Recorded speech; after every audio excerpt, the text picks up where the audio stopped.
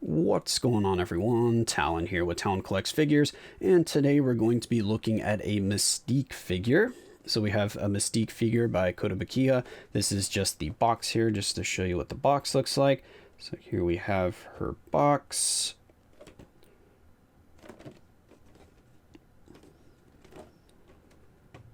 So I did buy her pre-owned, so I bought her second-hand, and I bought her, I can't remember exactly when. I don't have a date marked down here on my my spreadsheet with the figures, or with my owned figures for like when I bought them, where I keep track of how much I spent.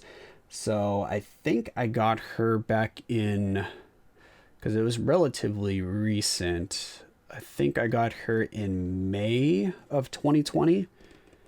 I want to say I got her in maybe May or June of 2020. I bought her on eBay and I got her for $145. So spent a little bit more than I would have liked, but I couldn't really find her for anything better than that. All of the Mystiques were listed at such a high price. I don't think any of them were selling, but all of them were listed for like 200 plus for the most part. So when I saw one that was under $200, I started bidding on it, and I won her with a $145 bid.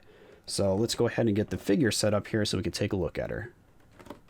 Alright, so here she is all set up on the little spinner here. So if we take a look at her, so this Mystique came out back in December of 2011. So she is a pretty old figure now, and I think one of the earlier figures that Kotobukiya made. I don't know exactly when they started producing figures, but I'm pretty sure this was back when they were first, or in their early days of making figures at least. Back when she came out, she was only $60, so I paid more than double retail price to get her. And again, you can kind of see she is an earlier figure. There's not much really going on with the figure. She just has a plain clear base. I do like the pose, but as you can see, that's pretty much all that's going on there. It's not a lot of dynamic aspects to this particular figure. So if we take a look here, one thing is the belt is loose on her, and it's kind of a softer plastic material, as you can see there. She's got that translucent hair, and a few pieces of her hair are pretty delicate, like right here, that you don't want to be messing around with too much, because you can definitely get a break up there at the top. And then over back here where it's flowing over the arm, this piece is also pretty fragile as well. So a few things there you need to be careful of. So luckily the previous owner for this one, because I did buy her pre-owned or pre-displayed, the package wasn't sealed or anything like that, took pretty good care of her, because I didn't really see any damage to the figure. I didn't even see anything really wrong with the paint or anything like that either. So overall, I was very happy with the purchase. Like I said, even though I spent a little bit more than retail price, but I couldn't really find the figure for anything better than that. Even now, I don't think there's really any for around that price, so I believe I got a pretty good deal on her. As you can see, the gun is pretty loose in there as well, so I had to kind of maneuver it and make sure it looked like her finger was actually in the right place compared to where the gun was. But yeah, overall, I still like the figure, even though it is pretty simple. The pose is still really nice, and I just like Mystique as well, so I was looking for a really nice Mystique figure. And a lot of the other ones that I saw were either, one, really expensive because they're bigger statue-sized figures, or two, they made her skin really dark. And the skin is pretty dark here, but it's lighter than the other figures that I saw, and I think this looks better on Mystique than like the really dark skin. I know she has really dark skin in the movies and also in the animation, but I don't know, I like it to be a little lighter blue than like that super like navy blue, deep blue kind of color. I just think it looks better, at least for a figure, because you can show more detail in it, more of the shadows and stuff like that, whereas the dark skin, it just kind of looks like it's just like a blotch there that's just painted over, and you just have that one kind of tone to the skin. So yeah, that is Mystique. Let's put her back down here. And there's been no reruns or reprints of her that I'm aware of.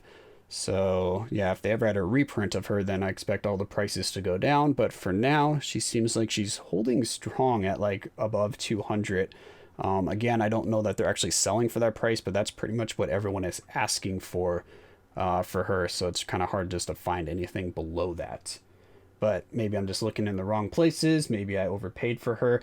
But for me, I'm happy with the purchase, which is all that matters. So I think I got a good deal, and I was happy paying that particular price for her, especially for the condition that I got here. The figure is pretty much like new.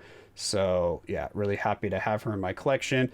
And again, she just adds to my kind of X-Men collection that I have growing here, where I've got a lot of the female X-Men characters or female mutants that I just really liked from either my childhood watching the old X-Men animated series, or just from the comics and the movies in general.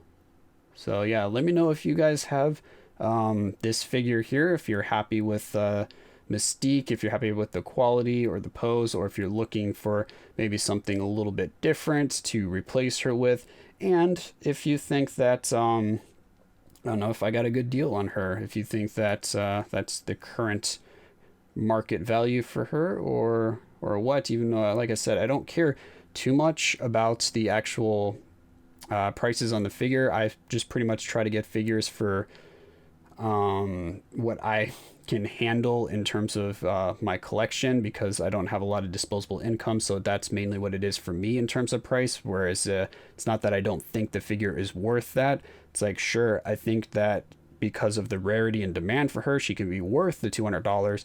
And then if I find it for $200, I still think that's a good deal. But for me, since I don't have $200 disposable income that I can really just throw out the figure, that's why I look for a cheaper one. And that's why I say I'm waiting to find a good deal and a good price that just suits me. Whereas the $200 might be a steal for somebody else that's been looking for the figure and has that kind of money to throw at it. But anyway, that's enough kind of going off on a tangent there, which I don't usually like to talk too much about money or values of figures. I like to just tell you how much I paid for the figure, what the retail price is, and I usually just leave it at that. But if you guys want me to talk more about different aspects or different things in these videos, just feel free to let me know, because then I could just add it to the list of things that I talk about when I take one of these figures out of my display and put it up here to record the video. But for now, that's going to be it for this video here. Hopefully you enjoyed, and of course I will catch you in the next one.